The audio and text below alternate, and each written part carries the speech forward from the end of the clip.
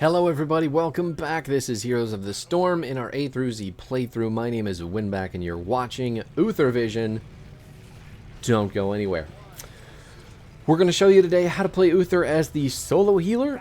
We have a chokeall. This is a 2-lane map, so I'm going to go ahead and tell you now this is wrapped up with a pretty bow, finished, completed. Uther is stupid good right now, even as a main healer, quote unquote. He is still very much capable. Just easy to play character. Very, very simple to play, especially if you're just getting into like the healer role. I highly suggest Uther. But anyway, all that out of the way, we can talk about his abilities, we can talk about his build, we can talk about this build, we can talk about everything that this character does well. But without further ado, let's show you the madness that is Uther. So, the build I am using today as main healer on Brax's Holdout. Now, being that we are on a 2-lane map, this is a specific build for this map and any map like it where there is a 4-man that we can just run forward, be brave, be happy. We're going to take Hammer of the Lightbringer at 1, Holy Shock at 4, 7 will be... We might take Cleanse if I feel like it, but I may also take Armor of Faith. At 10, we're going to take Divine Storm, because I'm feeling spicy. 13 will be Spell Shield, most likely. And then 16 is going to be Benediction, always. Ooh, is she going to die? She is going to die. And then 20 will end up being the Divine Hurricane. Because we've taken Divine Storm, you're going to want to have that upgrade for Divine Hurricane.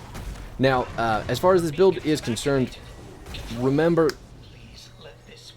Uther has a lot of tricks to him, but really, you can play him like somewhat of a frontliner. You can walk forward on the character a lot, you can do a lot of tanking of damage, but your cooldowns are very hefty, and your mana costs are going to drain you, so you need to be aware of a couple things the more that you play the character. Now, as far as this level 1 quest, there are a lot of options, but when I'm playing this type of Uther, when we want to take Divine Storm, I'm always going to take Hammer of the Lightbringer, because the follow-up CC and the cooldown reduction on our Hammer of Justice, which is our E, is extremely important. Now, we'll talk about that ability to start with, but Hammer of Justice is a 1-second stun and 128 damage. It is point and click, but the area around Uther that you can cast it in is moderate, to say the best. So, you can do it from a range. It does have a decent range as far as melee is concerned, but if you're ever trying to run up on a ranged character and they're not blind, it is going to be kind of tough to hit them with it.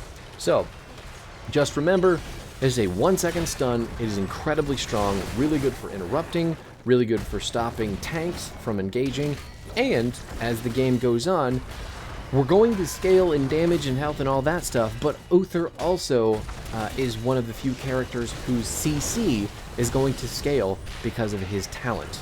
Now, I don't mean the actual, duration of the abilities is going to increase, but the amount of stuns that you can chain together with this character goes from 1 to 2 at 10, and then to 3 at 16, and then we're going to wrap that all up in a pretty bow at 20 by decreasing the cooldown of Divine Storm. So this specifically is going to give you the ability to stun lock one character until they're dead, provided that you have, enough of a team to do damage. So all that being said, as far as the other abilities go, they're all healing, with the exception... Healing. Anyway, sidetracked. Your Q, that's going to be the Holy Light. It's a point-and-click ability. It is the biggest amount of burst healing that Uther can do, but in addition to healing the person that you click on, you are also going to heal Uther for a lesser amount. Oh my god. In doing that, all of your healing abilities are going to apply your trait, which we'll get to in a second. But the Holy Light itself it's the big save button. That's how you keep people alive when they're very low health. and you give them a huge chunk of burst healing.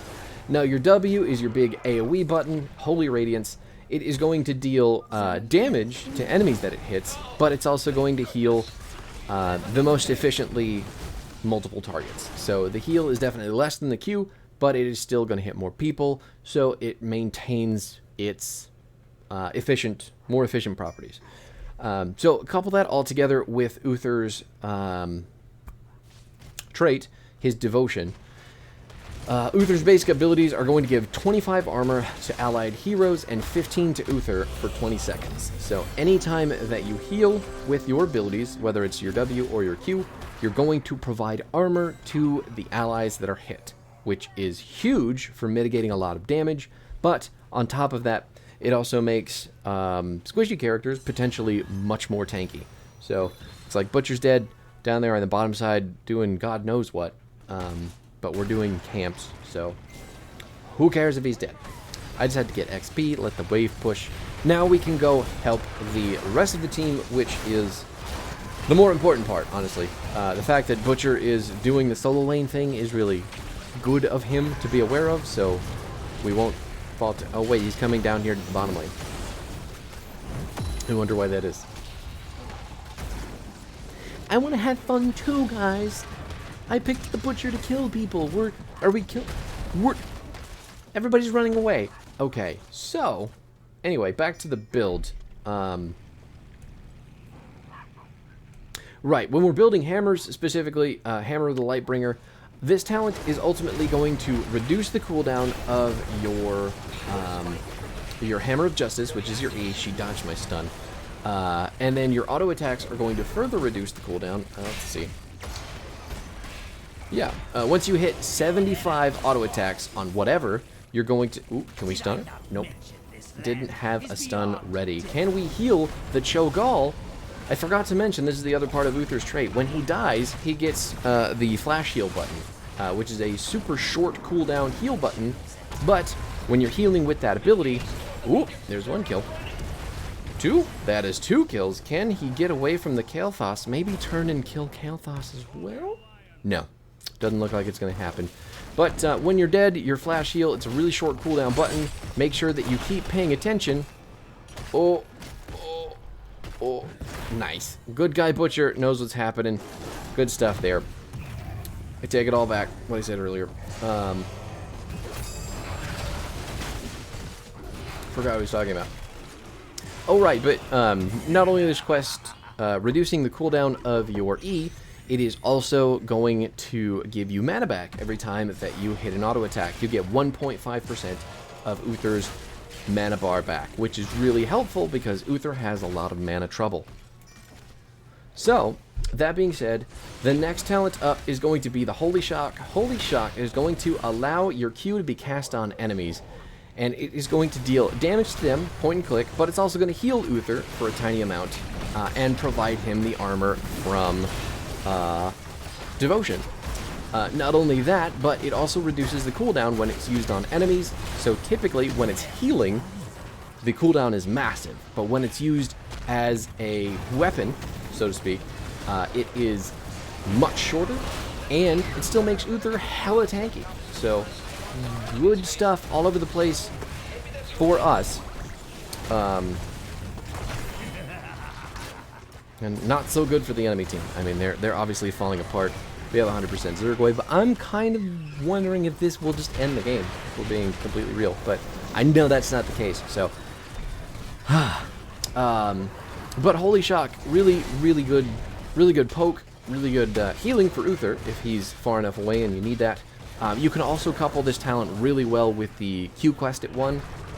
That is super helpful, though it is a little bit more difficult to finish quest-wise than the auto attacks. As long as you're auto attacking anything with the auto attack quest at 1, you're going to get stacks on it. So you can go punch a merc camp for 20 years if you want to, but you'll finish the quest.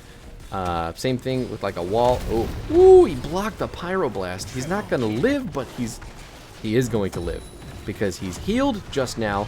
The molten block killed the, well, Gall killed the tracer, but the molten block helped kill the tracer. That was good. That was really good.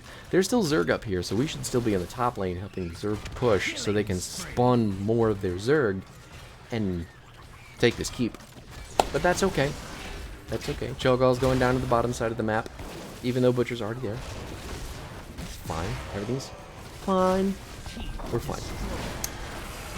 Now, the 7 talent, what I picked instead of Cleanse, because I don't want to be bored in this game, honestly.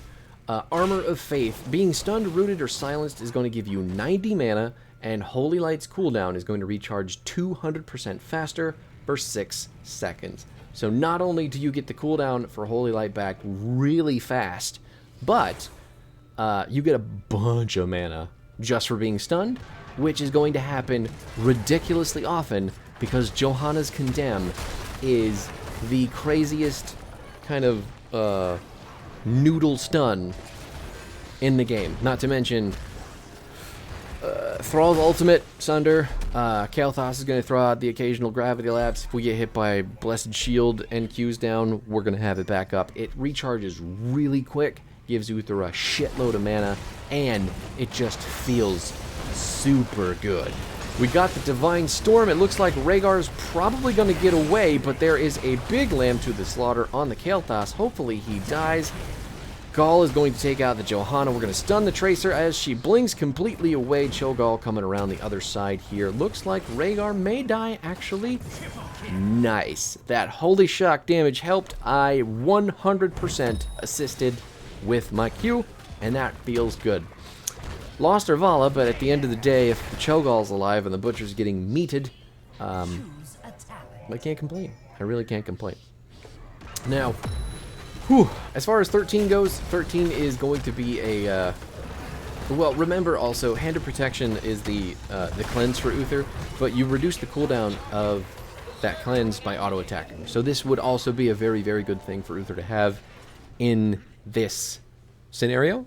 But again, I was bored, and I don't want to take cleanse when I'm bored, so we've got Armor of Faith. Now, 13, Spell Shield.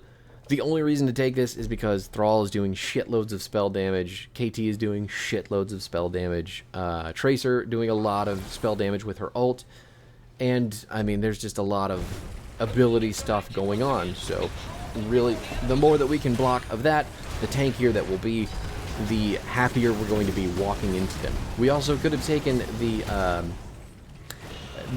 either Well Met or Blessed Champion. Everything at this tier feels okay, but Spell Shield felt the best for staying alive the longest, so that's what we've gone with. Cho'Gall getting blasted, but the Butcher is in there as well. I think he got that stack before dying.